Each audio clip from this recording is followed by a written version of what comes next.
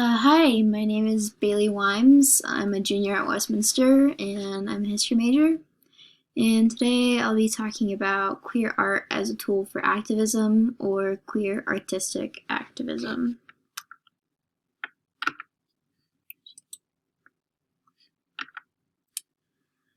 Starting off, I'm going to be talking about some background information. The oppression and discrimination faced by the LGBTQ plus community nationally parallels that of Salt Lake City, Utah. And based on this, you can sort of guess what the perspectives of the LGBTQ plus community have been in Salt Lake City historically. And here, the conditions of the LGBTQ plus community has been mainly characterized by its oppression in a state dominated by a single conservative religion. Before the 20th century, great importance was put on same-sex friendships in the Mormon Church. These friendships were in some cases more important than husbands or wives. Spheres within the Mormon world were divided between gender to reinforce the importance of same-sex friendships. These friendships were emotionally intense and physical touch was not uncommon. Things like sleeping together and kissing were seen as shows of great affection, but not as a homosexual act. The gradual shift to homophobia within the LDS Church can be seen with the resignation of Patriarch Joseph F. Smith in 1946. Smith was forced to resign after the church caught word of Smith's homosexual relationship with a Mormon Navy veteran. The response of the church to ask for Smith's resignation instead of excommunicating Smith shows the last bits of leniency towards homosexual behaviors by the church. After World War II, America experienced major changes such as the movement of people, increased progressive attitudes, and more. Another change within America during this time was the growing intolerance and oppression of homosexuals. During this period, Utah, or the Mormon Church rather, came more in contact with the outside world. Utah experienced lots of change and also a significant population increase. People from all over the country made Utah their home and gravitated towards Salt Lake City. Overall, the church's attitude and tolerance for homosexuals and homosexual behaviors changed preceding World War II to that of unacceptance. So, what is artistic activism? So my sort of general definition of artistic activism is utilizing of any artistic mediums to advocate for a cause, and this can include anything from written words to shows or performances. Artistic activism is usually used to start a discussion around the conditions of a minority group, and in this case, the LGBTQ plus community. So the artistic activism nationally. Once again, the conditions and perspectives nationally are parallel to that in Salt Lake City. Members of the LGBTQ plus community nationally have created art which has talked about what it means to be queer, the discrimination faced, and more. These artistic forms of activism have brought visibility to the community itself, and this visibility has led to an increased momentum within the fight for LGBTQ plus rights.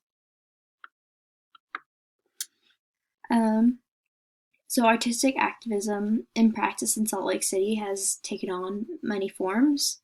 And backing up first off, bars have been integral for the LGBTQ plus community, and a key feature to bars is music.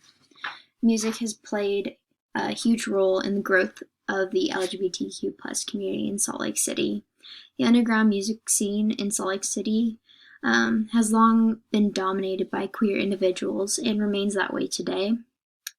In my interview with Jesse Walker, a well-known DJ in Salt Lake City, Walker talked about how music has created these physical spaces for members to congregate in, and also how these spaces have allowed for non-LGBTQ plus individuals and LGBTQ plus people to interact and find community together.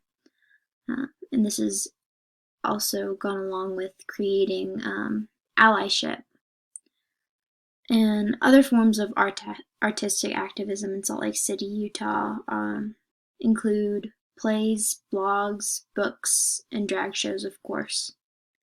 The play 14, written by John Cameron, talks about the experience of gay BYU students undergoing electric shock therapy.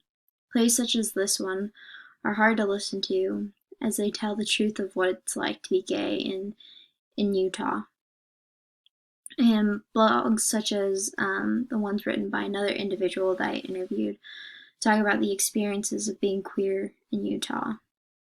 Queer authors such as Michael Quinn, who's also a historian, shine a light on the historical perspectives of queer individuals in Salt Lake City.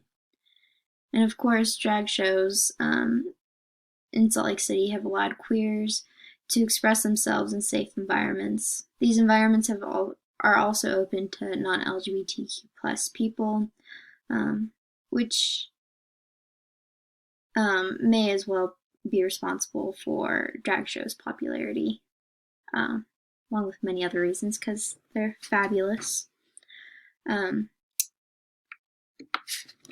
So the significance of sort of artistic activism and it being utilized in Salt Lake City with the LGBTQ plus community.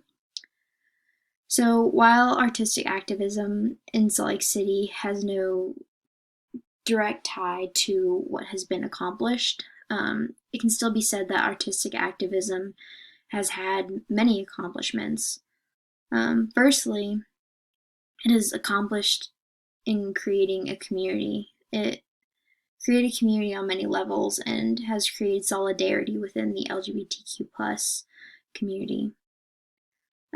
Secondly, due to the diverse mediums of artistic activism, people outside of the community have also been able to interact with art and thus LGBTQ plus individuals. This has garnered lots of visibility and interaction from non-LGBTQ plus individuals, and artistic activism in Salt Lake City has been integral in creating spaces for queer individuals and others, which has thus created and garnered more visibility of queerness within the state of Utah.